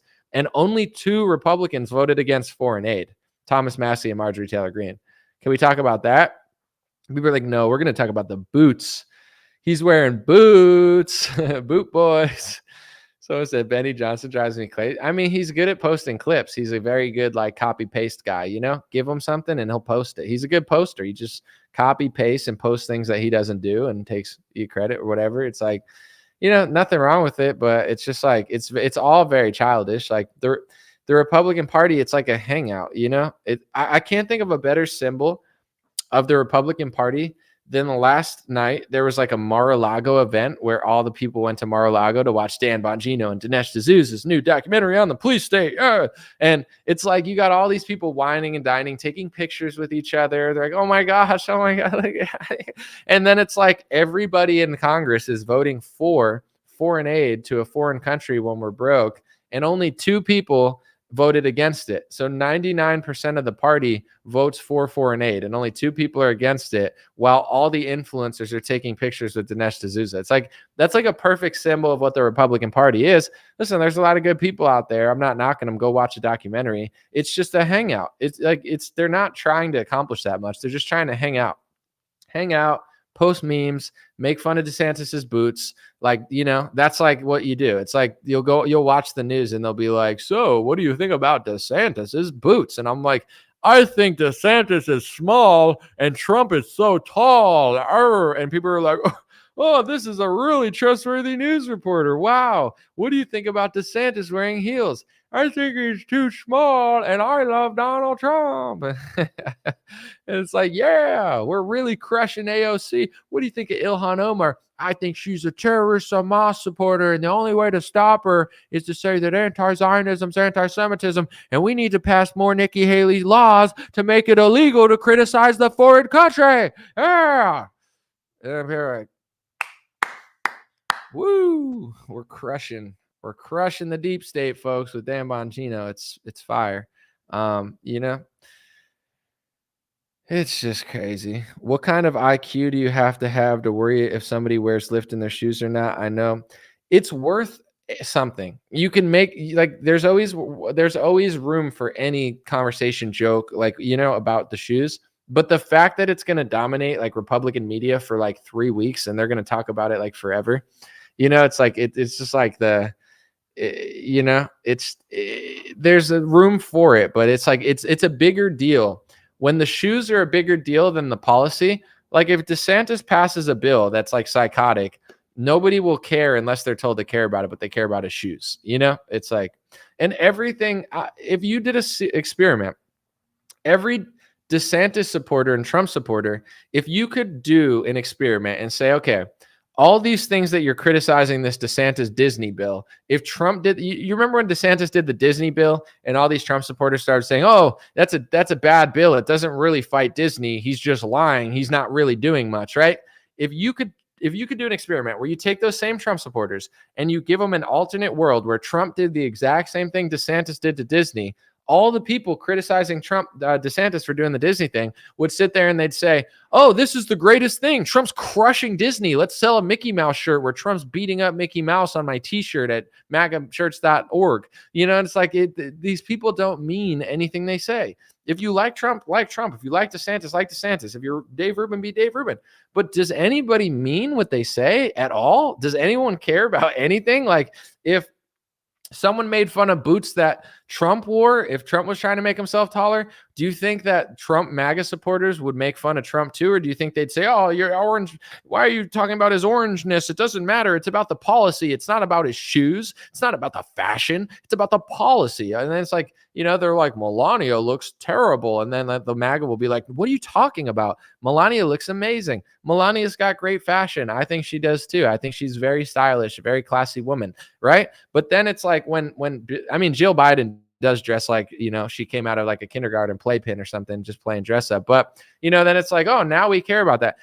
Look no further than how much are people golfing. It's like when Trump golfs a lot, the left goes, oh, the Trump's golfing too much. And it's like, let the guy golf. And then like when Obama's in, they're like, Obama's golfing too much. Oh, let the guy golf. I'm a Democrat. No, he's Obama. I'm a Republican. I care how much he golfs. Then Biden golfs. It's like, how much do people care how much the president golfs? It depends who the president is. If the president's Republicans, Democrats complain about how much they golf. When the president's a Democrat, the Republicans care about how much they golf. How much do people care about donor money? Well, who's the politician? If they don't like DeSantis, they're zooming in on the donors. If it's Trump, they cover up the fact that he takes donors and they don't even know it, and they yell at you for pointing it out. If people are this childish, it's so strange. Like, I'm like, it's really kind of parted the seas, and you could see like who actually means something, whether you agree with them or not, and who means literally nothing, and they just say whatever that like they're supposed to say. It's like copy paste. Here's my stance. Someone said he was golfing while droning Middle East parties. I mean, it's bad, yeah, but I'm just saying, like, you could look at, like, if you read like a left complaining about Trump, they'll be like, he golfed more than Obama. Hey, well, Obama golfed here. It's like they're all golfing. They all like to golf except for Obama. He played basketball too. I don't think anyone else plays basketball. Appreciate you guys. God bless you. God bless your family. God bless America. God bless the world. Thanks for listening. Stay peaceful, stay calm, stay reasonable. Have a beautiful weekend, and do not allow social media to bring you down. They will try. Can I grill and roast Ramaswamy again in an interview? I don't know if he wants to interview with me again, and I don't know. The entire Zionist media is going to just have a freak out if I ever interview Vivek again. That's how they like to work. They try to bully me into not getting interviews. If you notice with the Vivek interview, I didn't mention Israel, and I didn't talk about anything that had to do with anything Jewish or Israel at all, because it didn't matter to me, because what I wanted to talk to Vivek about was nothing to do with that, because believe it or not, it's not anything that I care about all the time. With that being said, the Zionist media, they put out like a 15-part just try to destroy my character thing.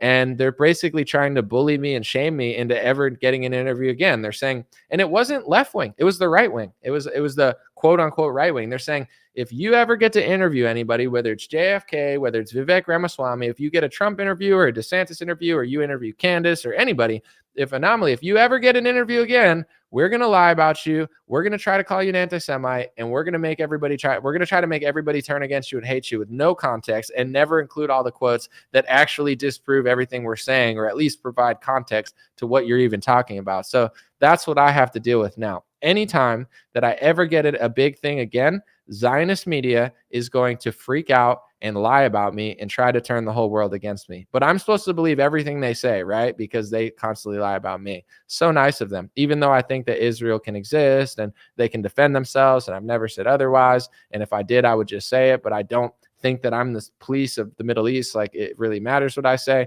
But these are the games that they play. And who won't be on my side and won't say anything? Dave Rubin and Ben Shapiro, because they think that anyone who disagrees with them is Hamas. So why would they disagree with anything if, that's the game that they're playing? So we'll see if I'll interview Vivek, but just understand it's going to be like a month and 2 months of severe pain for me if I ever get an interview again, because Zionist media is going to go nuts on me like they did the first time and try to ruin my life, because that's what they do. But, so I'm just letting you know.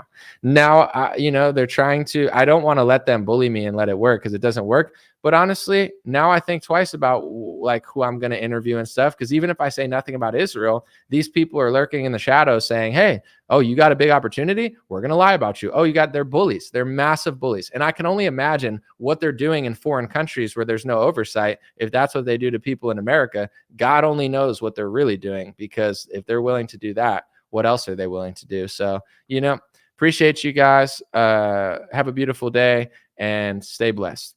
I'll be back soon. Hey, what's going on, my friends? Just a few ways to stay in touch and support if you'd like to. The first way is dreamrare.com. We have blue beanies, black beanies, pink hats, other colored hats, freedom versus tyranny shirts, stay blessed long sleeve, God is great long sleeve, and lots of more cool items coming soon. Dreamrare.com. Check out the shop to support. Everything's made in the United States. Handpicked by me. Patreon.com/raretalk. For $5 a month, you can help support me, support the show. If you haven't noticed, unlike other channels, I don't work with very many sponsors, sometimes none at all. And part of the way I'm able to do that is with the dreamrare.com shop and patreon.com/raretalk. So thank you guys for keeping this show free, unimpeded, uninterrupted. I'm forever grateful. My free email list is stayintouchwithme.com. So check the links below in the description or just type in on any browser, stayintouchwithme.com, all one word. You'll find my email list, put it in there, and it's the least annoying email list you'll ever be on. I barely use it because I don't like getting emailed every day or every week. It's annoying, so I don't do it. Stayintouchwithme.com. It helps me take back some power away from big tech. Telegram, t.me/dreamrarechat or @dreamrarechat. Due to censorship, I post all my live stream and videos there. Sometimes I have some bonus content, and I try to give people a heads up when Facebook or YouTube won't. Dreamrare Chat at Telegram. My Instagram is @dreamrare. Thanks for everybody following.